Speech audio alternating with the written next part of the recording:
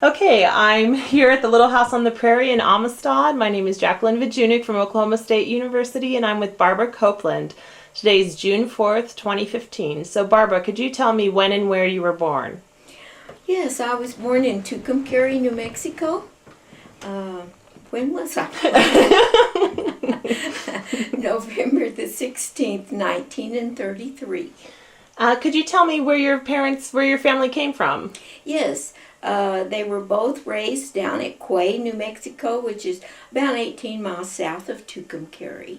A little community out there that was a going concern at one time. And my grandparents came from Oklahoma in wagons and with teams and brought their family and homesteaded there at Quay in 1906.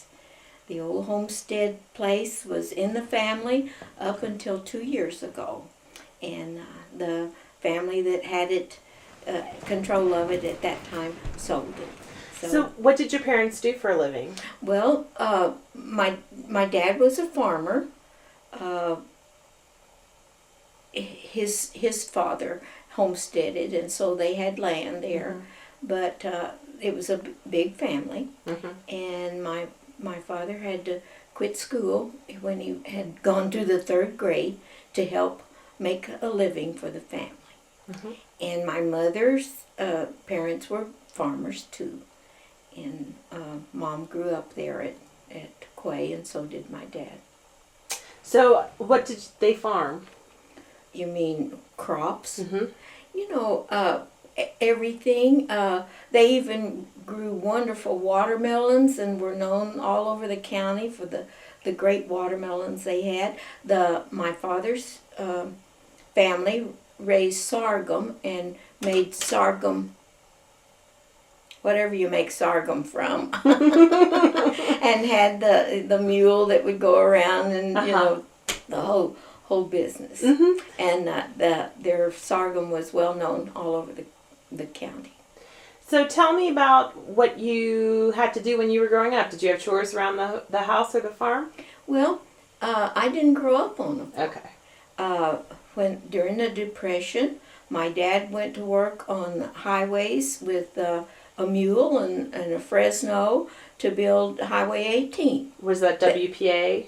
WPA.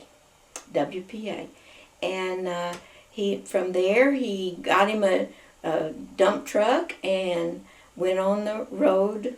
And so I grew up on the road of mostly eastern New Mexico, but also into Colorado and a little bit in Texas and Arizona. We ended up in Arizona building landing fields during World War II. And so it sounds like you moved around a lot as a kid. I was in 13 different schools by the time I was in the third grade. Wow. And as you can imagine, my education was lacking because part of those times there was no school where we were parked along the road, you know, and which I loved. Not having to go to school. I never was a school person. I did well in school after we moved to Fort Sumner and bought a farm in Fort Sumner Valley. Okay. And that farm was part of the old Fort Sumner complex where Billy the Kid was killed, right close to where our home was. Wow. And I didn't realize all that history as a child, but I've gotten into it since I've been an adult and thought, my gosh, I lived in a wonderful place, historic. Yeah. And the Indians, Kit Carson had the Indians incarcerated there, close to the fort on the Llano Estacado. And in fact, the big cottonwood trees around our home were planted by the Indians. And it went clear into Fort Sumner, the town, and it was a boulevard kind of thing. They called it the boulevard, and it went. They had trees on both sides of the road, and it was a wagon trail into Fort Sumner. Wow, neat. Yeah. So you grew up in the Dirty 30s. Do you remember any stories from it? You know, I really don't know. I just guess I was too small. And down in the Quay Valley, we didn't have the dirty dirt storms like they've had up here. And over at Dumas, where my husband grew up. But, and I don't remember that, except I do remember what a hard time my family had. Which is why you moved a lot. So what year did you get to the farm then? 1943. 1943. So then what did you grow up with chores around the farm? Oh yes, of course, you know. Any farm child had chores. And whatever work needed to be done, we did. But my love of life, my brother,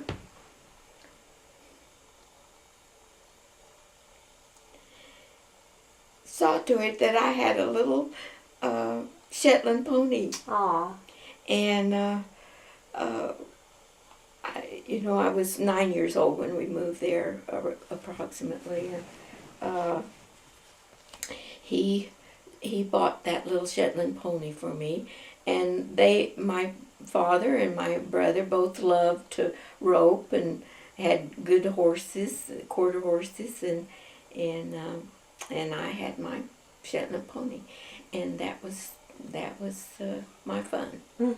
What else did you do for fun growing up? Oh, in high school we did everything that kids did. We danced, and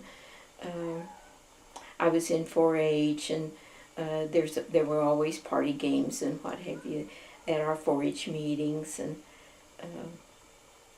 just kid stuff. What did you do in 4-H?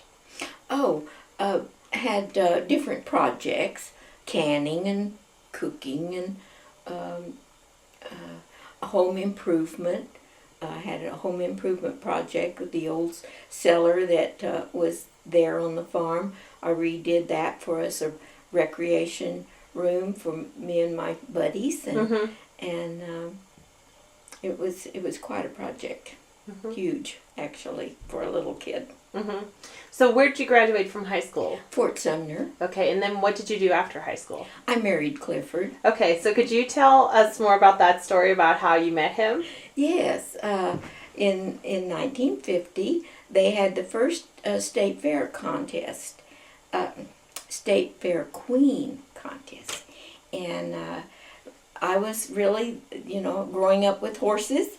I was about the only girl in the area that was really a rodeo type person, and I had just, that's another story, but I had won the all-around cowboy buckle and whatever at Lovington at their FFA rodeo down there.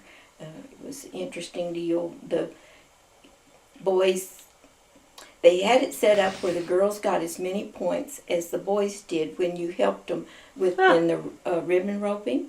And it was a different contest. The girl had to ride out on her horse and get off after the boy had roped the calf and take the ribbon off the tail. And I had 3 guys from high school that wanted me to go help them. They needed somebody to help, so I went, and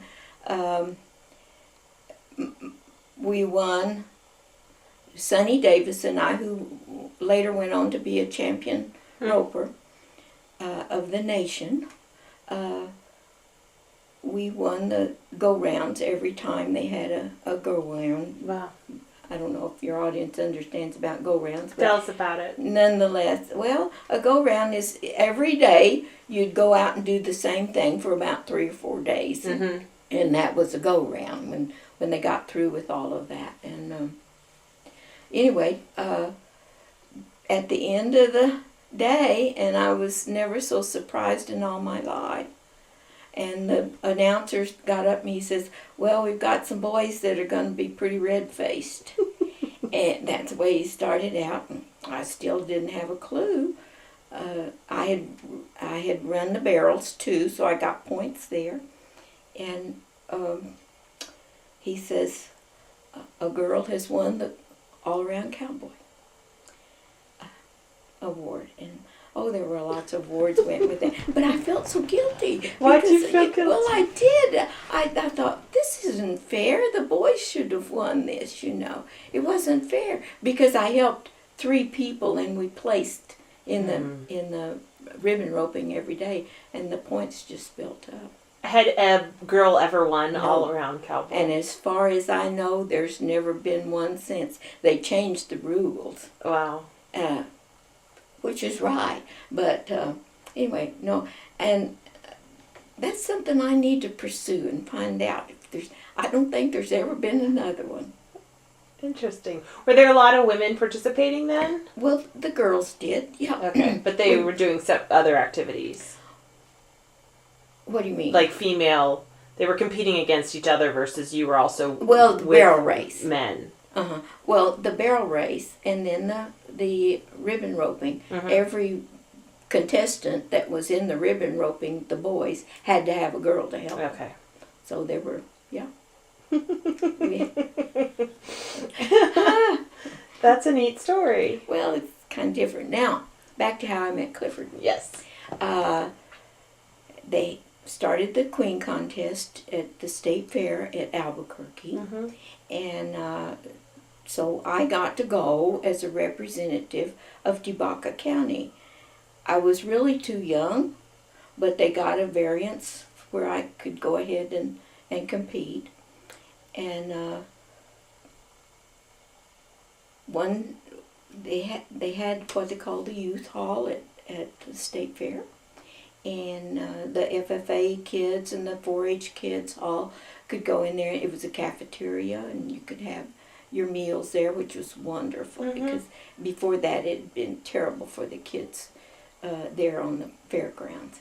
Nonetheless, the girls got to stay there. The queens got to stay there, and after I'd been there about 4 or 5 days, and we were having supper in the cafeteria, and Clifford came in and sat down at our table, and he was across the table from me, and we just struck up a acquaintance. And he asked me to go to the dance that night. They had a dance every night, and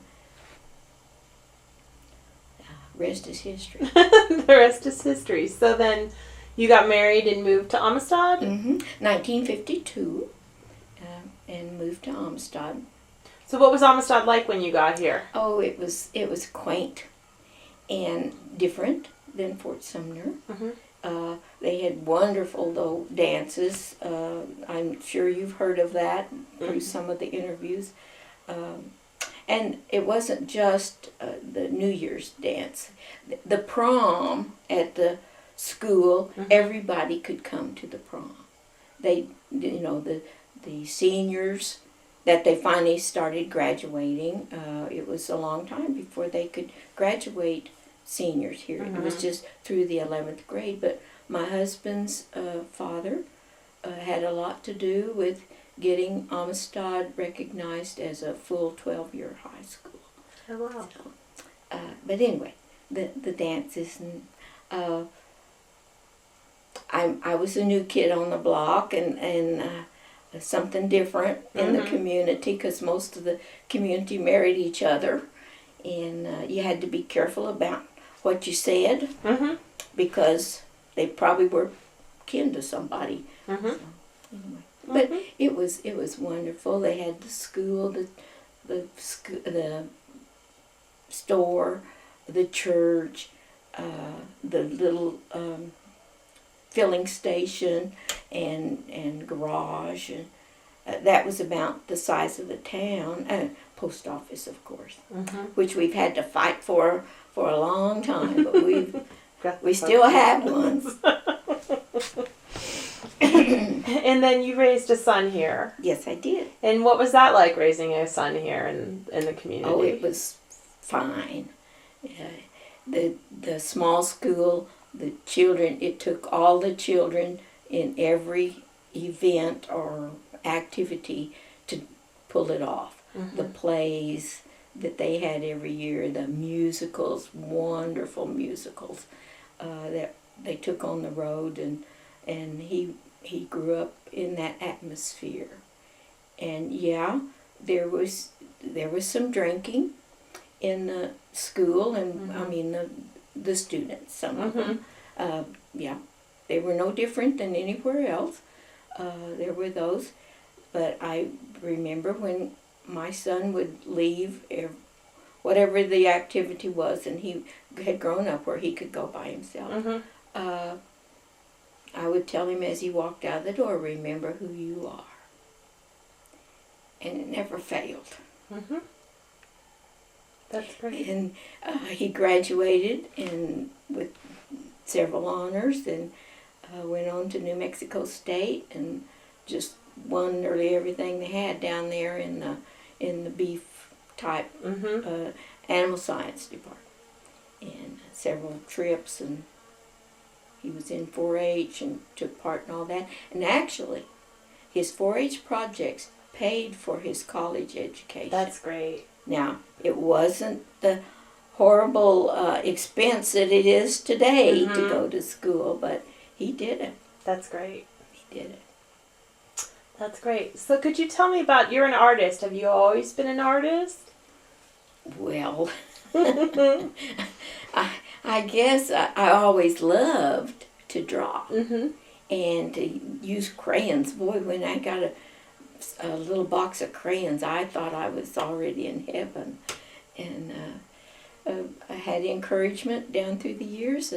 One school teacher was quite impressed with what I could do, and of course my mother, and then my Clifford's grandmother gave me $50 after she saw some of my drawings and what have you, and said, Barbara, if you ever get a chance to get some instruction, you know, of workshops or whatever, you do that, and I'll pay for it.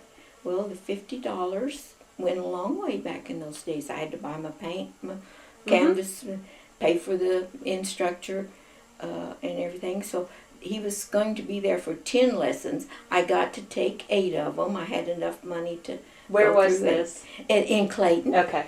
And the instructor's name was Washburn Forrester. He has lots of paintings in Clayton that the community bought from time to time.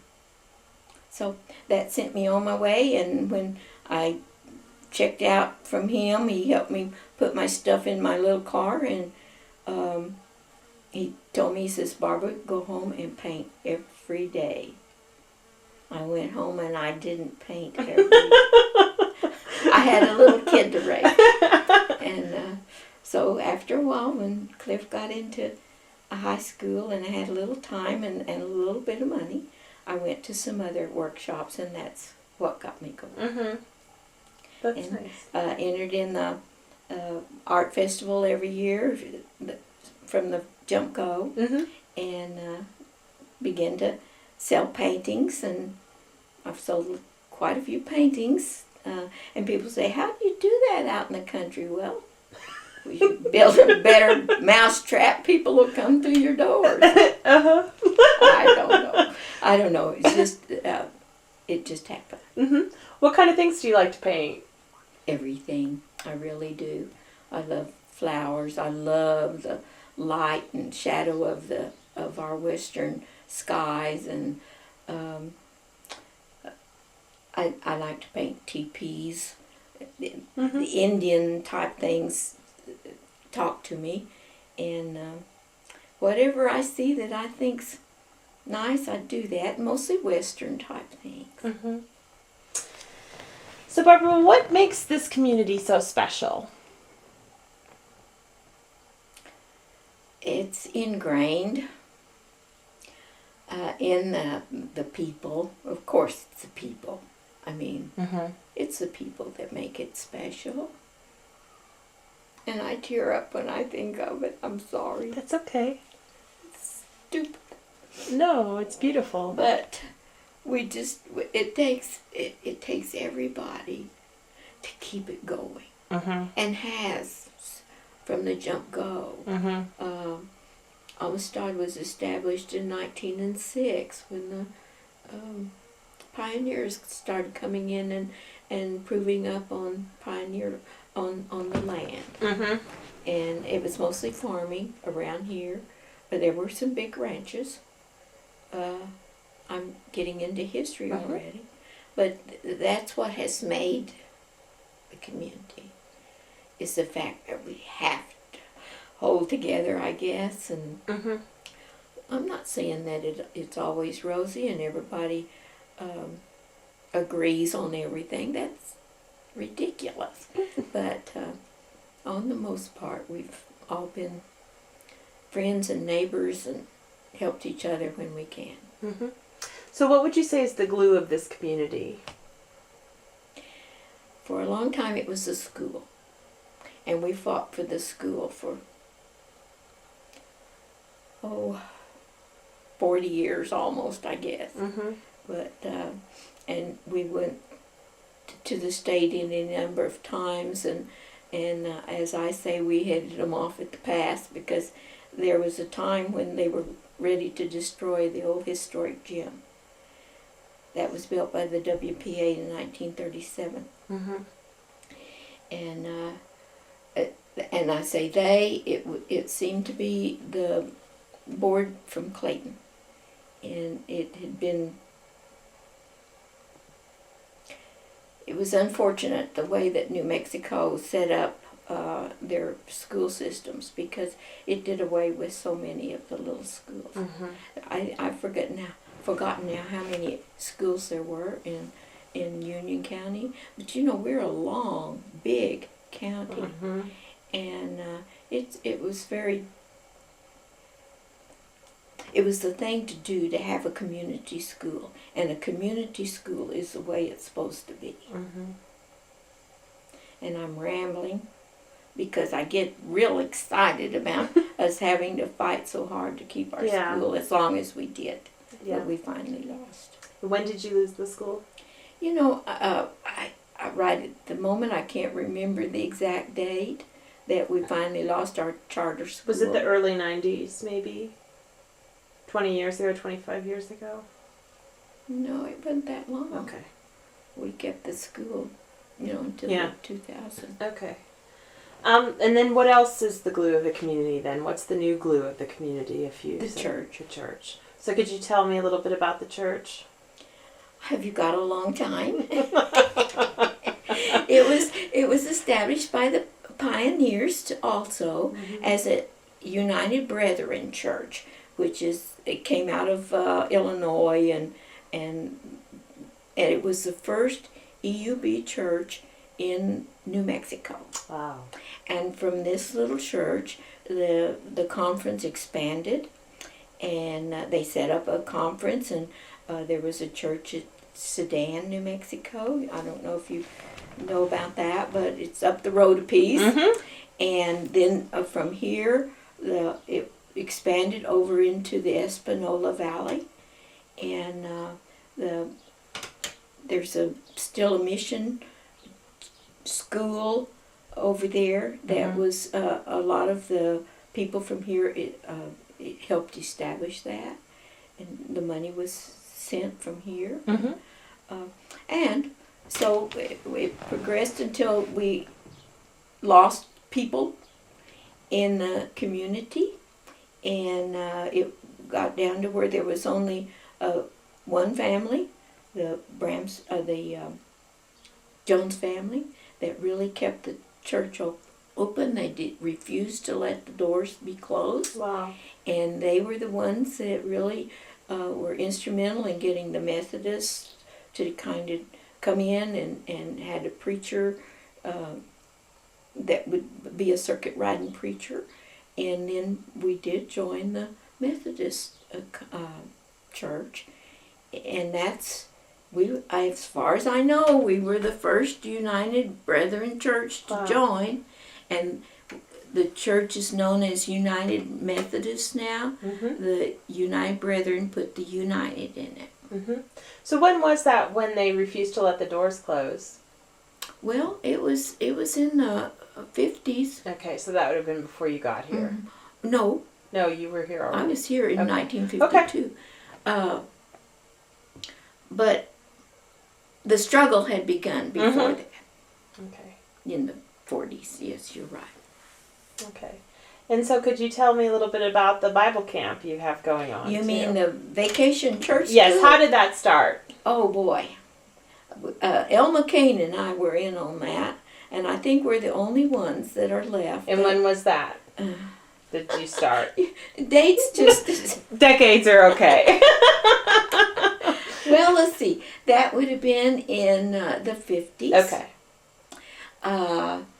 The little EUB church did have one vacation church school that I was in when I first, it was been 1952, thereabouts, and it was an exciting time too, but it didn't really last very long. That, I think, 1 or 2 years, and then we got into when we joined the Methodist church.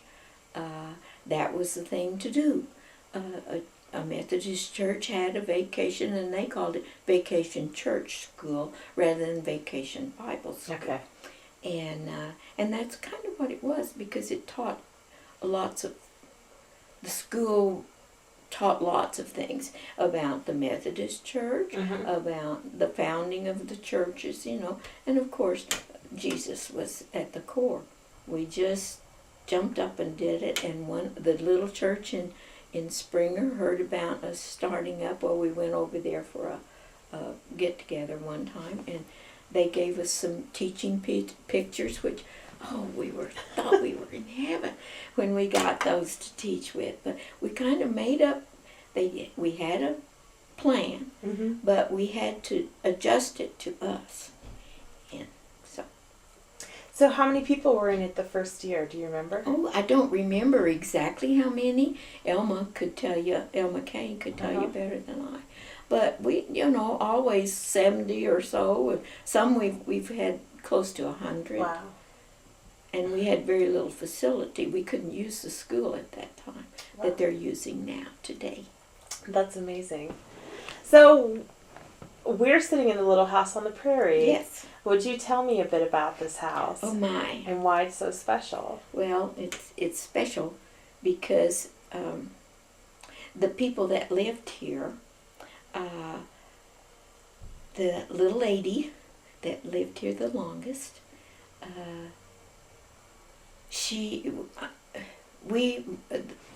the ranch rented their property after they got to where they couldn't take care of their cattle. And they sold us the cattle and money. So that kind of put me in touch with her to help her take care of things and to take her to church and take her to town. And so I guess I was kind of a mentor in a way. I didn't think of it as that. It's just the neighbor that needed a little assistance. And when she passed away, she had told me that that their house was a Montgomery Ward kid house. I had no idea what that meant. And she says, yeah, we ordered it. It came in on the railroad to Narravisa, and we used the wagons to bring it up to Amistad.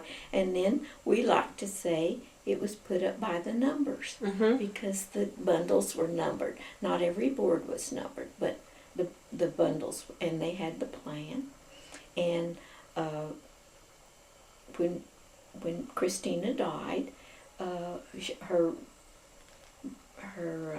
nephew inherited the property, and it sat there for several years, and the vandals were coming in, breaking the door in, stealing whatever might have been left in it, and the person that inherited it, was ready to burn it down.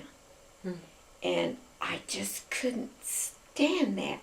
And I told him, I said, Kay, I think it's a Montgomery Ward house. It's pristine. It's never been changed.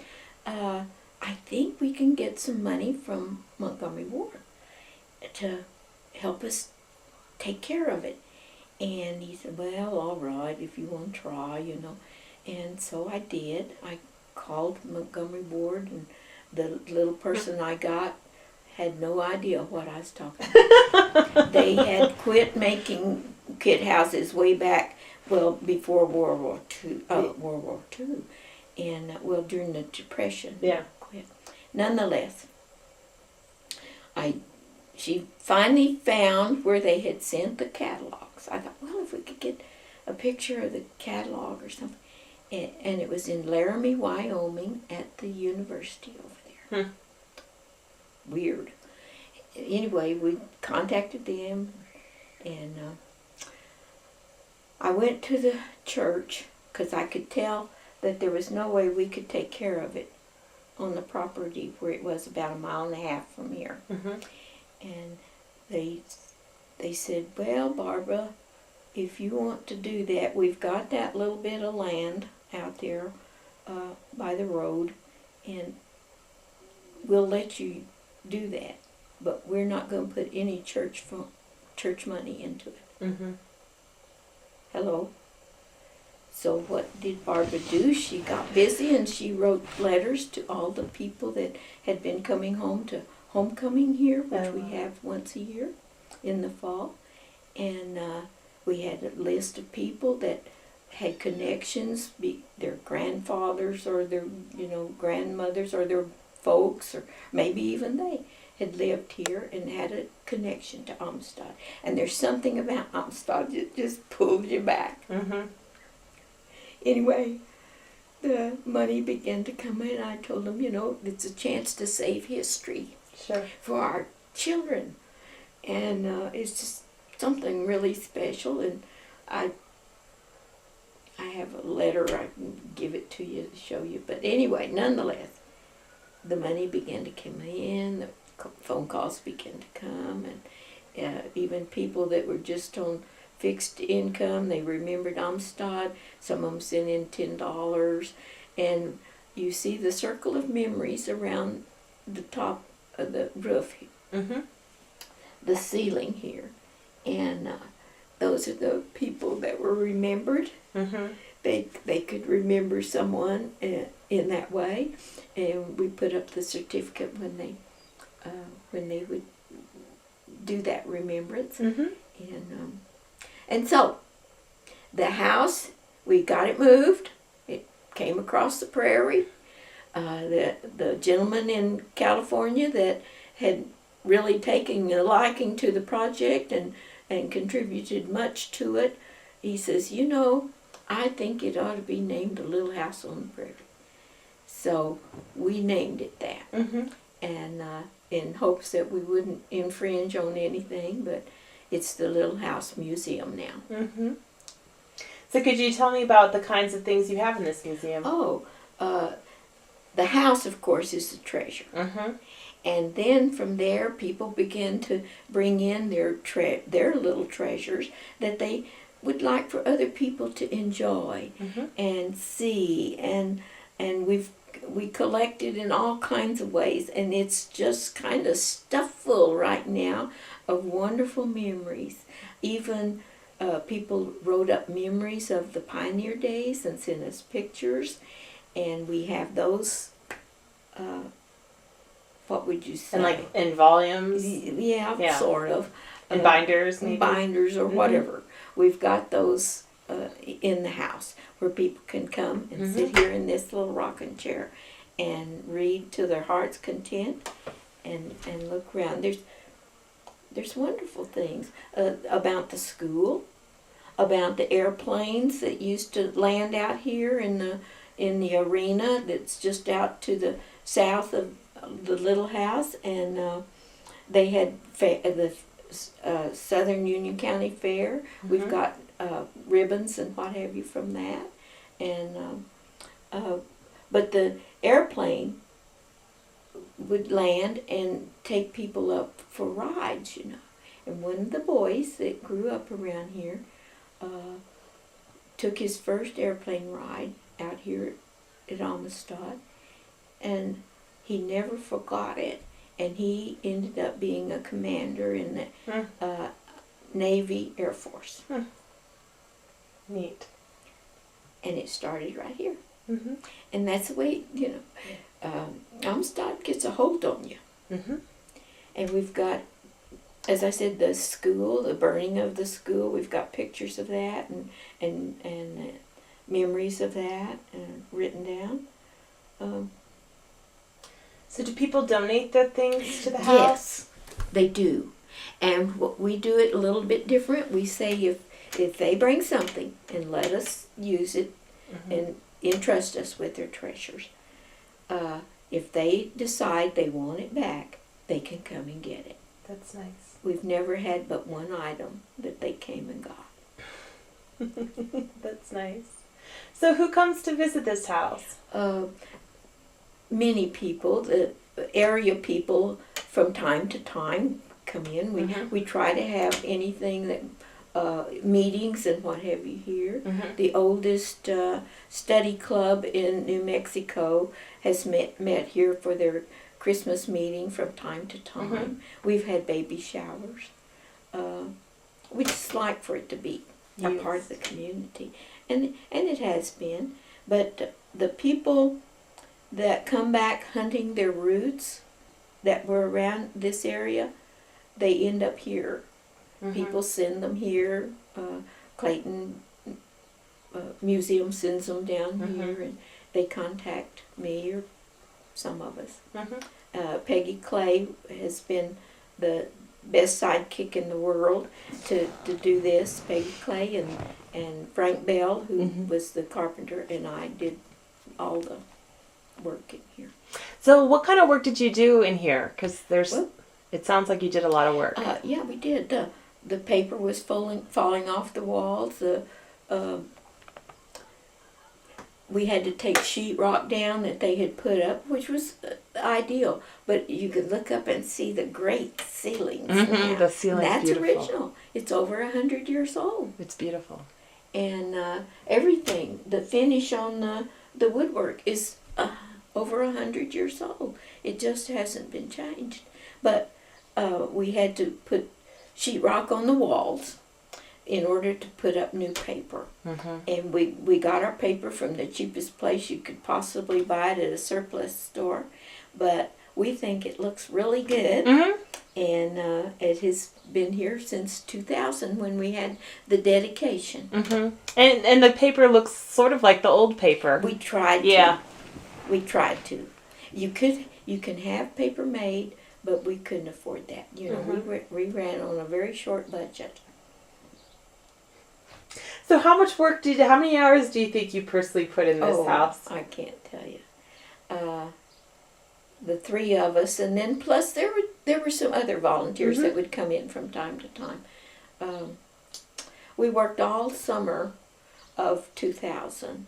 Wow. After we finally got the house moved, that was a big chore too, to find someone to do that. Yeah. And, now, was there electricity in this house when you moved it? There was. Yes, there was. They had used, in the past, they had used carbide lights, they had used lanterns,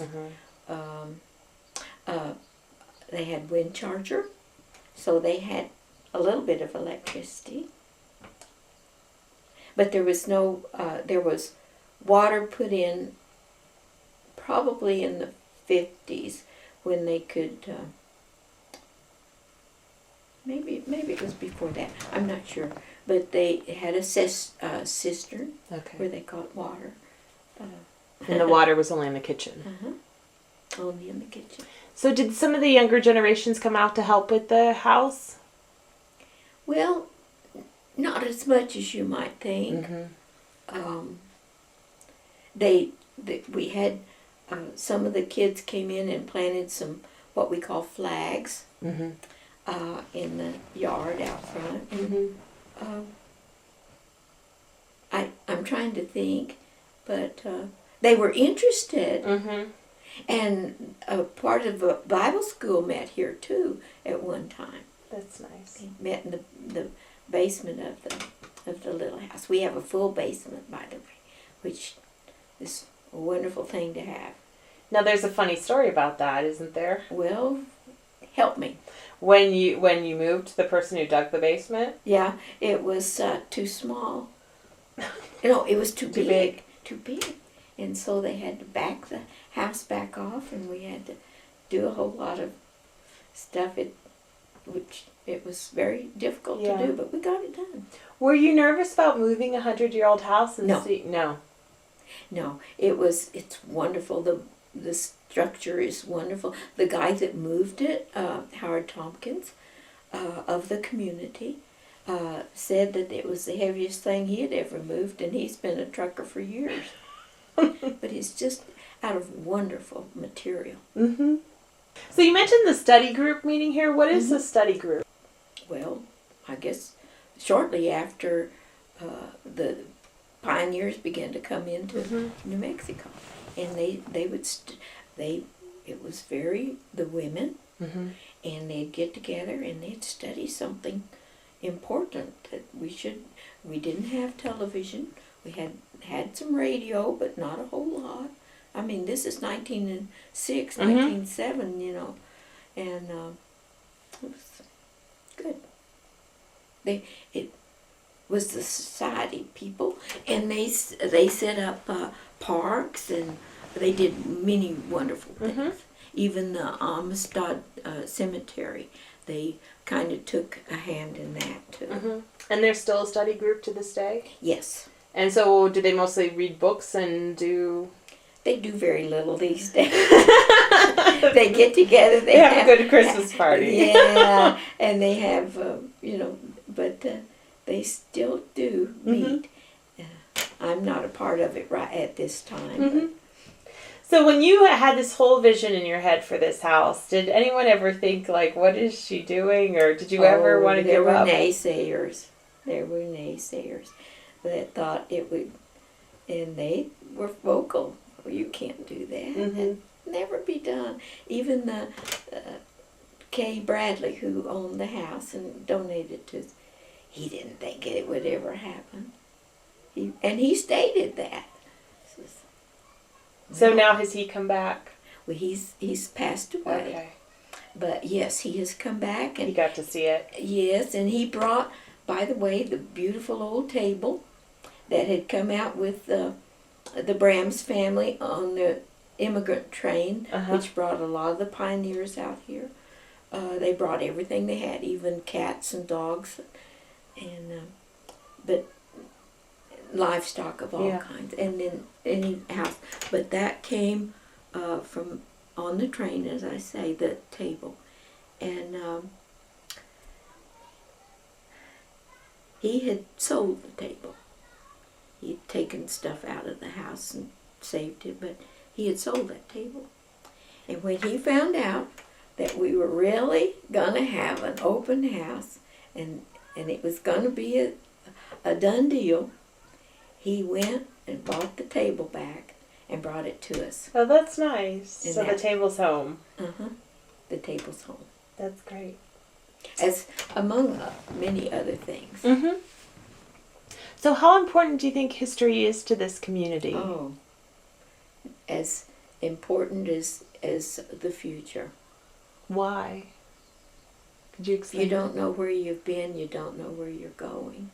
It's the old saying, I guess, and I really believe that. And it just it ties the past to now. And the children are really getting interested in, some of the children that we have in the church are really getting interested in this, and we're going to do something special if I can get it done. So once the house got here, yes, were you able to get the church more involved? Oh yes, That's good. Yes, there were still folks that thought maybe it wasn't the thing to do, but everybody I know of has come around. They really think it's a great asset to the community. So what do you want people to learn or understand when they come visit here? I want them to feel the pull of the past, and feel a connection. And they do. They really get excited. This house was the history of the house. It was a Montgomery ward. Mm-hmm. I mean, there were other kid houses back in those days. Mm-hmm. Sears and I think there's 4 or 5 others that did that.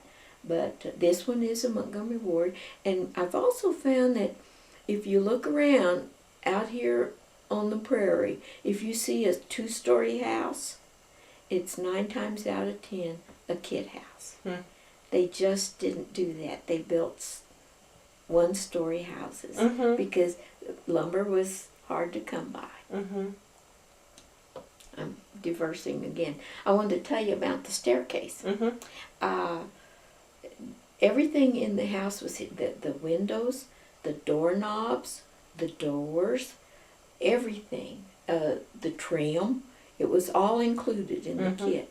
Also the staircase, and but there on the staircase post, as you go up, there's a top knot. And we found out that was missing in the house, but we found it in the cellar of the house before it was moved. It was broken, and so we had it repaired and put on. Since then, we found out that until you paid for the house, which you could pay for these kid houses by the month, Mm-hmm. or so, however, in payments, and anyway, until it was paid for, you didn't get the top knot on and it's right there as you come in the front door. Right. Everybody could tell if you had paid for the house. Isn't that tacky? That's a great story. Anyway, yeah, we think that's kind of unique. That's very unique.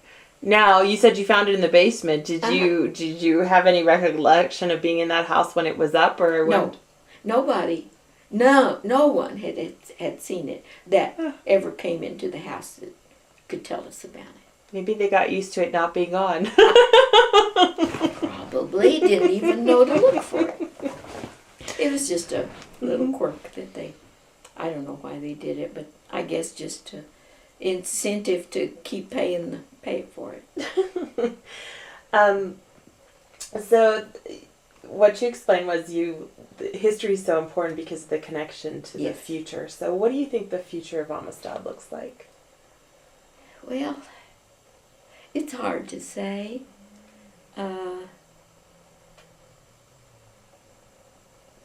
We're getting so short of people, but the church has flourished in the last 10 years even.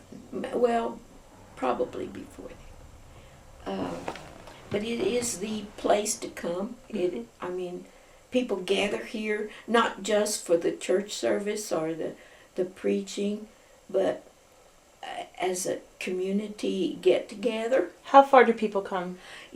Some people come out of Clayton and north of Clayton there. Mm-hmm. But they are people that grew up in the community, Mm-hmm. the Amistad community, and have relatives down here. Mm-hmm. The Culbersons come from over in Harding County, and gosh, I'm not sure how far that is, but it's getting close to at least a 40-mile radius, maybe more. So your community, the Amistad community, is much larger than just Amistad. Yes.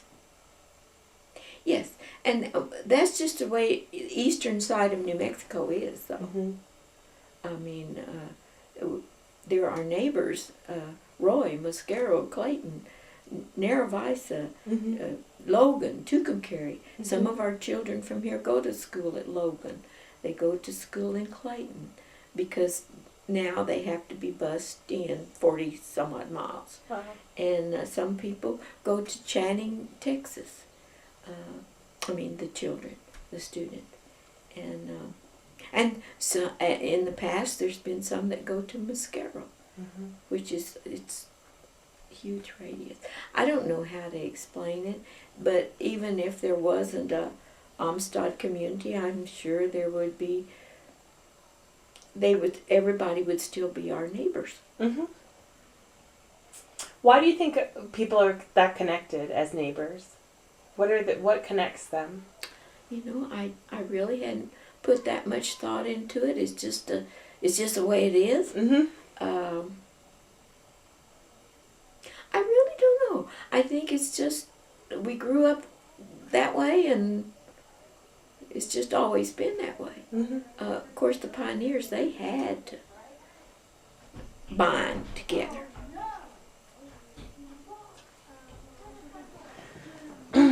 Okay, so my last question, there might be a couple.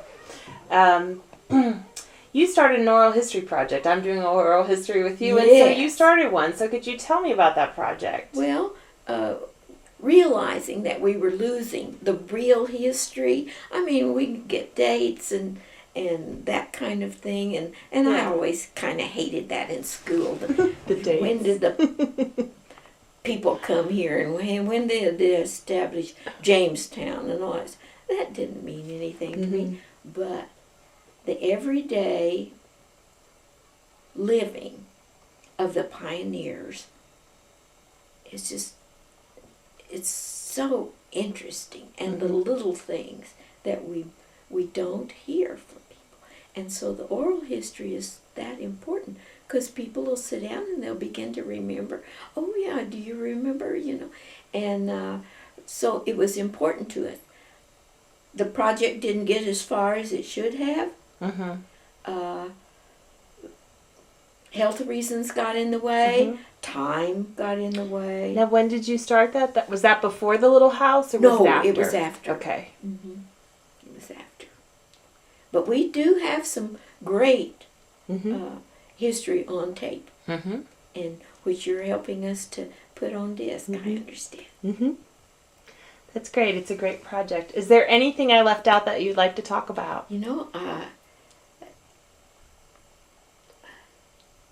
I can't think. It's been a huge effort Mm-hmm.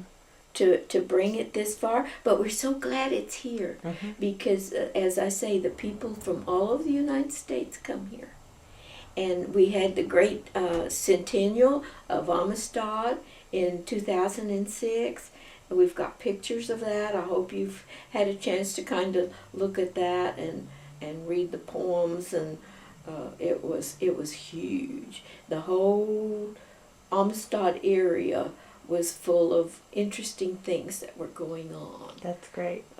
From homemade ice cream the Extension Club made, to, it was just sack races. We tried to make it like it was many of the things that the pioneers did. Nice. Pioneers always would go and get ice at Dalhart or somewhere, Mm-hmm. and they'd bring it home, and the community was invited, and they had big ice cream freezers, and they'd just have a big old community get together, Mhm. with ice cream suppers. That was one of the things Mhm. they did. That's nice. But I'm glad that we put the effort in. I hope that it will stay here for a long time. We're struggling to find someone young enough to take over for us, but we've got some people kind of interested that Mhm. I believe will step up to the plate. That's good. We don't have a director or anything to just live here and welcome people at all times. It has to be done by appointment. Mm-hmm. So what is your advice for the next generation? Oh my, I don't think I'm qualified to give any advice, except I hope that they find the world, and I hope that we leave it in a better shape than we received it, but it doesn't look that promising right now. I think I have probably lived through the best part. Maybe every generation thinks that, but I mean, the changes that have made, even when we moved to Fort Sumner, they were still farming with horses, Mm-hmm. and then machinery. After the war, Mm-hmm. the tractors became a part of our life, and from then to now. Okay. Well, thank you, Barbara. I really enjoyed talking to you. I enjoyed talking to you. May I say one more thing? Yes. We thank you for doing this project.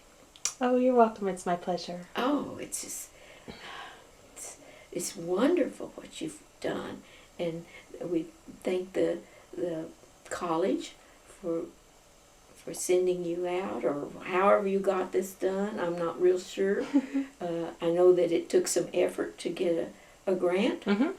and we thank those folks that granted you the money. Well, they're the United States taxpayers, so. Well, that's awesome. So thank yourself. Okay, well, thank you very much.